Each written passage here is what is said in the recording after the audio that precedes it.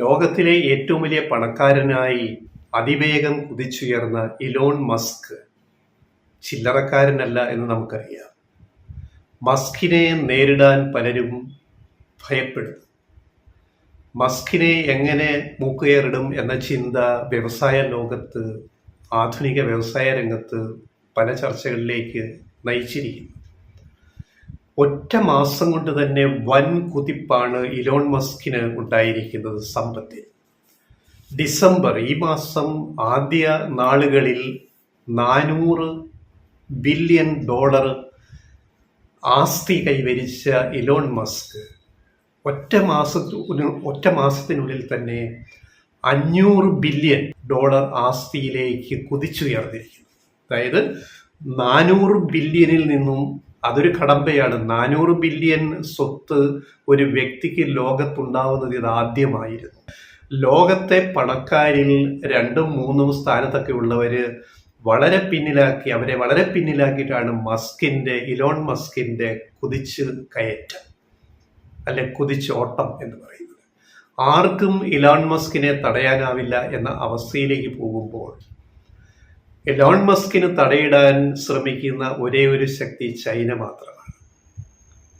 മറ്റൊരു രാജ്യത്തിനും മറ്റൊരു വ്യവസായ ഗ്രൂപ്പുകൾക്കും അതിന് കഴിയുന്നില്ല എന്ന അവസ്ഥയിലേക്ക് പോയി. ചൈന എന്താണ് ചെയ്യുന്നത്? അപ്പം മസ്കിന്റെ ആസ്തി വർദ്ധിപ്പിക്കാനുള്ള പ്രധാന കാരണം അദ്ദേഹത്തിന്റെ 2-3 കമ്പനികളുടെ ഇന്നോവേറ്റീവ് നിലപാടുകളാണ്, പ്രവൃത്തികളാണ്, റിസൾട്ട്. ഒന്ന്, ഇലക്ട്രിക് വാഹനമായ ടെസ്ലയുടെ കുതിപ്പ്. ലോകത്തിലെ ഏറ്റവും വലിയ ഇലക്ട്രിക് വാഹന നിർമ്മാതാക്കളായി അതിവേഗമാണ് ടെസ്ല കുതിച്ച് മുമ്പിലെത്തിയത്. ടെസ്ലയുടെ CEO ആണ് ഇലോൺ മസ്ക്. പിന്നെന്താണ്? സ്റ്റാർലിങ്ക്, ഉപഗ്രഹം വഴിയുള്ള ഇന്റർനെറ്റ് വ്യാപനം. ഭൂമിയുടെ ഏത് കോണിലേക്കും അതിവേഗ ഇന്റർനെറ്റ് എത്തിക്കാനുള്ള സ്റ്റാർലിങ്ക് പദ്ധതി. അതിന് ആയിരക്കണക്കിന് ഉപഗ്രഹങ്ങളാണ് സാറ്റലൈറ്റുകളാണ് അദ്ദേഹം ഭൂമിയുടെ ഓർബിറ്റിലേക്ക്, ഭ്രമണപഥത്തിലേക്ക് വിക്ഷേപിച്ചിരിക്കുന്നത്. പിന്നെ സ്പേസ് എക്സ് എന്ന് പറഞ്ഞാൽ ബഹിരാകാശ ഗവേഷണം. വരും നാളുകളിൽ അന്യഗ്രഹങ്ങളിൽ, ചൊവ്വയിൽ ഉൾപ്പെടെ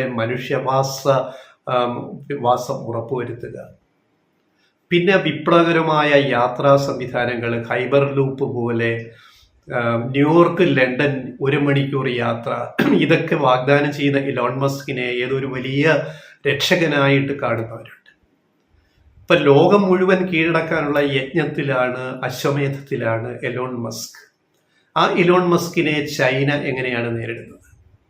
ഇലോൺ മസ്ക് 40,000-ത്തിലധികം സാറ്റലൈറ്റുകൾ, ഉപഗ്രഹങ്ങൾ ഭൂമിയുടെ ഭ്രമണപഥത്തിലേക്ക് വർഷിച്ചിട്ട് ലോകം മുഴുവൻ ഇന്റർനെറ്റിന്റെ പിടിയിൽ, അദ്ദേഹത്തിന്റെ സ്വന്തം ഇന്റർനെറ്റ് കമ്പനിയുടെ പിടിയിൽ ഒതുക്കാൻ നോക്കുമ്പോൾ, അതിവേഗ ഇന്റർനെറ്റ് വെച്ച് നോക്കുമ്പോൾ ചൈന അതിനെ ഭയപ്പെടുകയാണ്. സെൻസറിങ് ഉള്ള രാജ്യമാണ് ചൈന. ചൈനയിലെ ഇന്റർനെറ്റ് ഉപഭോക്താക്കൾക്കും സെൻസറിങ് ഉണ്ട്. എല്ലാ കണ്ടന്റും ഫ്രീ ആയിട്ട് കിട്ടില്ല. അപ്പോൾ ഇലോൺ മസ്കിന്റെ സ്റ്റാർലിങ്ക് പദ്ധതി ലോകവ്യാപകമാകുമ്പോൾ തങ്ങൾക്കത് ഭീഷണിയാണെന്ന് ചൈന തിരിച്ചറിഞ്ഞിട്ട് ചൈന ബദൽ സാറ്റലൈറ്റ് നെറ്റ്വർക്ക് ഉണ്ടാക്കുകയാണ്.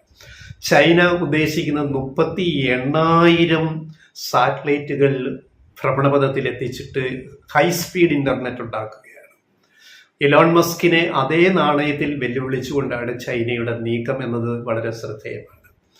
ഇപ്പോൾ തന്നെ 4G, ആഫ്രിക്ക മുഴുവൻ 4G നിയന്ത്രിക്കുന്നത് ചൈനീസ് കമ്പനിയാണ്. അതായത് ആഫ്രിക്കയിലെ 70% 4G നെറ്റ്വർക്കും ചൈനീസ് കമ്പനിയുടെ കീഴിലാണ്, ഒരു ഭൂഖണ്ഡം മുഴുവൻ. അപ്പോൾ ചൈനയ്ക്ക് ഇലോൺ മസ്കിനെ വെല്ലുവിളിക്കാനുള്ള അതിനുള്ള ബാക്കപ്പ് ഒക്കെ ഉണ്ട് എന്ന് വേണം നമ്മൾ വിലയിരുത്താൻ.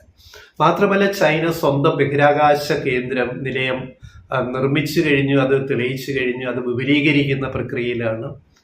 അപ്പൊ ഇങ്ങനെയൊക്കെ പോകുമ്പോൾ പിന്നെ യുദ്ധമുന്നണിയിലും ഡ്രാഗൺ യുഗം, ഇന്റർനെറ്റ് നിയന്ത്രിത ഡ്രാഗൺ യുദ്ധത്തിലേക്ക് കാര്യങ്ങൾ കൊണ്ടുപോവുക. ഇപ്പൊ നമ്മൾ യുക്രൈനിൽ കണ്ട കാര്യം, ഇലോൺ മസ്കിന്റെ അവിടുത്തെ റോൾ എന്തായിരുന്നു?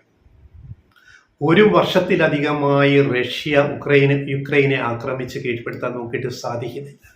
യുക്രൈൻ വളരെ ശക്തമായിട്ട് റഷ്യ എന്ന് പറയുന്ന ഒരു വമ്പൻ രാജ്യത്തെ നേരിടുകയാണ്.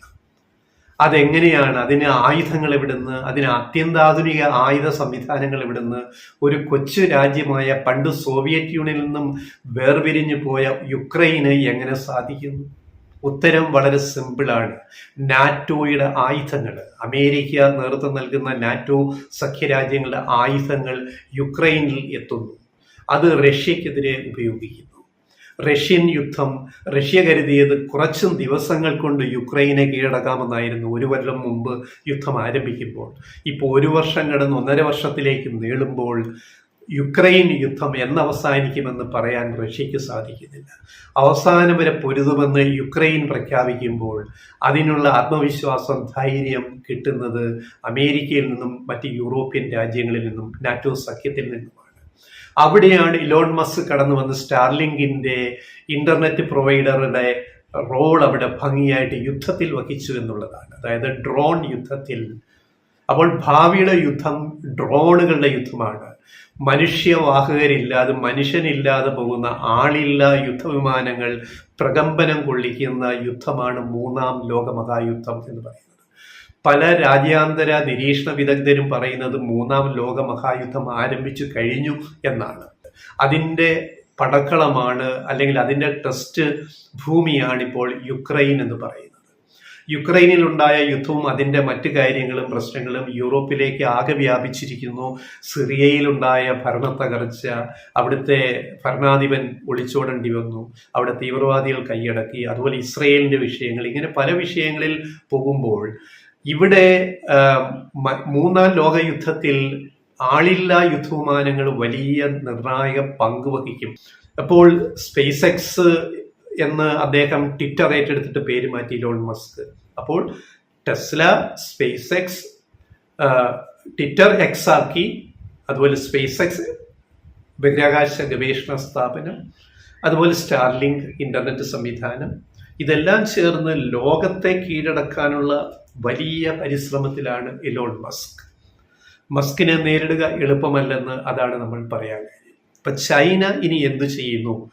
മസ്കിന്റെ 42,000-ലധികം സാറ്റലൈറ്റുകൾ ഭൂമിയെ കറങ്ങുമ്പോൾ അതിന് ബദൽ പിടിക്കാൻ ചൈനയുടെ 38,000 സാറ്റലൈറ്റുകൾ ഭൂമിയെ കറങ്ങുന്ന അവസ്ഥ ചിന്തിച്ചു നോക്കുക. ഈ രംഗത്തേക്ക് ഇനി മറ്റ് രാജ്യങ്ങൾ എന്തൊക്കെ പങ്കുവഹിക്കും, ഇന്ത്യക്ക് ഇതിനകത്ത് എന്തെങ്കിലും ചെയ്യാനുണ്ടോ എന്നൊക്കെ കാത്തിരുന്ന് കാണേണ്ടുന്ന കാര്യമാണിത്. അപ്പോൾ എന്തായാലും 3ാം ലോകയുദ്ധം, അതുപോലെ ഡ്രോണുകളുടെ വ്യാപനം, അതുപോലെ സാറ്റലൈറ്റ് ഇന്റർനെറ്റ് തുടങ്ങി പുതിയ ഒരു ഘട്ടത്തിലേക്ക് ലോകം പ്രവേശിക്കുന്നു. യുക്രൈൻ യുദ്ധം എവിടെ വരെ എത്തും, 3ാം ലോകയുദ്ധമാകുമോ എന്ന് കാത്തിരുന്ന് കാണാം.